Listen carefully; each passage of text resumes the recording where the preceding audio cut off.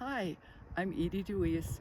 I'm the historian for Allenspark, Colorado, and we're here in front of the Alonzo N fireplace where I organized an archaeological dig in 2012 and 2013.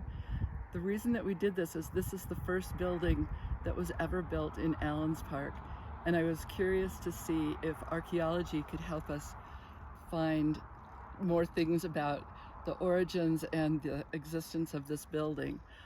I'd always heard that it was built in 1864 and that it was burned in 1894.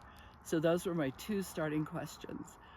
I called the national park and asked if they had an archaeologist I could talk to, and they put me in touch with Chris Holeen, who helped me find all the people that I needed to make this dig possible. She got the Front Range Archaeological Society to take this on as a volunteer project, and she got Professor Bob Brunswig to be our team leader. So we were doing everything by the book, so it was really a good dig with credentials. The fun thing about it was the morning that everybody showed up, and we had probably 20 people here unloading amazing gear that I never even had imagined. And in a lot of gear that I had imagined, which was trowels and shovels that we used a lot. We started out with a couple of plots right around the fireplace, and the first thing we discovered was a row of ash and char that indicated that it had burned.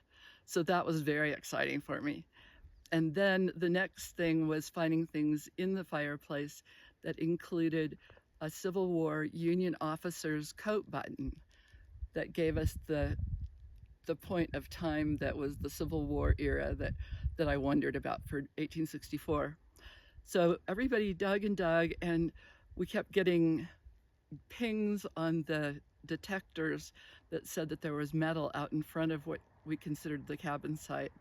And so some people started digging, and they found a cache of mining tools that Alonzo N had buried there, probably in around 1864, 1865. It was so exciting because I was the first one to hold one of the tools that he had put there 150 years before. It was probably the most exciting thing ever. And we got all the tools out. It turns out that the miners would bury their tools at the end of the season so that they didn't have to pack them in and out again. So we found that. We found a lot of other things. We found some little animal bones, and we found some hobnails from miners' boots in the fireplace. We found enough that the professor decided we should do another year and do more investigations. So it ended up being a 2-year project. And the best thing about it was that it brought together the community in a way that really honored our history.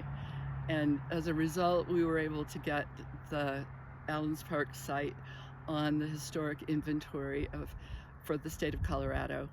And we published a book about it called Digging Allenspark.